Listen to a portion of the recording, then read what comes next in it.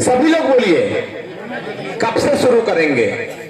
9 दिन हम देवी का पूजा करते हैं, शक्ति स्वरूप मां भगवती का जागरण करते हैं, जगराता करते हैं, चौकी सजाते हैं, दुर्गा पूजा सजाते हैं। हमारी अष्टभुजी मैया के हाथों में, प्रत्येक हाथों में कोई ना कोई शस्त्र है। हनुमान जी का हाथ भी खाली नहीं है, गदा लिए हैं। एक गदा अगर रावण के ऊपर रख दिए थे तो क्या हुआ था?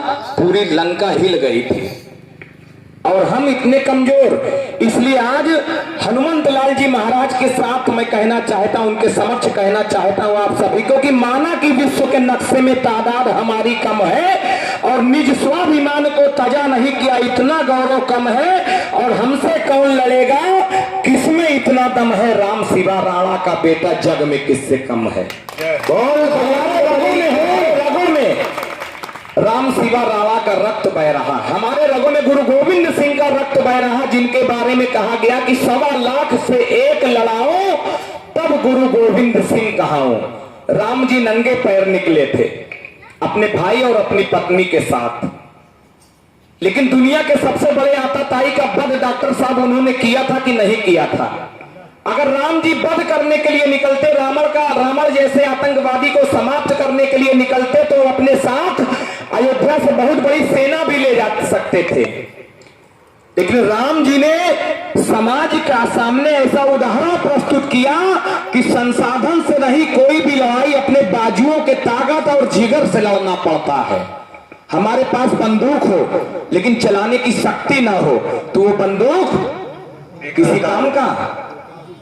हम मजबूती के साथ इस देश में जो कभी रानी लक्ष्मीबाई, कभी महाराणा प्रताप, कभी बटुकेश्वर, कभी राम प्रसाद बिस्मिल, कभी भगत सिंह, कभी चंद्रशेखर आजाद जैसे महापुरुषों ने अपने प्राणों की बाजी लगाई, अपने प्राणों की आहुतियां दी, तब आज हम आजादी की सांस ले रहे हैं। और ये लोग, आज के पहले क्या पढ़ाया जाता था कि भारत सैकड़ों वर्ष अंग्रेजों का गुलाम और हजारों वर्ष मुगलों का गुलाम। यही तो हमको पढ़ा के हमारी मानसिकता को कमजोर कर दिया गया। लेकिन मैं आज हनुमंत लाल जी के समक्ष, हनुमंत लाल जी को साक्षी मानकर आप सभी से कहना चाहता हूं कि अपना यह देश एक भी दिन गुलाम नहीं था, एक भी पल गुलाम नहीं था, एक भी क्षण गुलाम नहीं था। जब इस देश में मुगल राज करते थे तब भी कहीं ना कहीं हमारे आजादी के सेनानी आजादी का अलख जगाए रखे। अंग्रेज इस देश पर जब राज किए तब भी भगत सिंह जैसा नौजवान देश के किसी न किसी कोने में आजादी की अलख को जगाए रखे। हमने एक सेकंड भी आजादी को स्वीकार नहीं किया। स्वीकार, गुलाम उसे कहते हैं जो गुलामी स्वीकार कर ले। हमारी धरती पर हमेशा योद्धाओं ने मुगलों को जवाब दिया, अंग्रेजों को जवाब दिया और यूनान, मिस्र, रोमा सब मिट गए जहां से।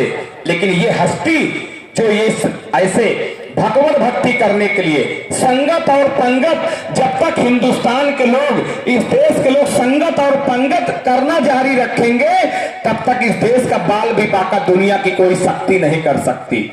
संगत क्या है? संगत ये जो हम लोग बैठकर कर रहे हैं, ये जो हम लोग बैठकर कर रहे हैं ना, ये संगत है। और पंगत जब हम लोग बैठकर एक साथ सभी जातियों के लोग, यहाँ पर सब लोग बैठे हैं, कोई किसी से पूछ रहा है क्या कि आप किस जाति के हैं? पूछ रहा है क्या?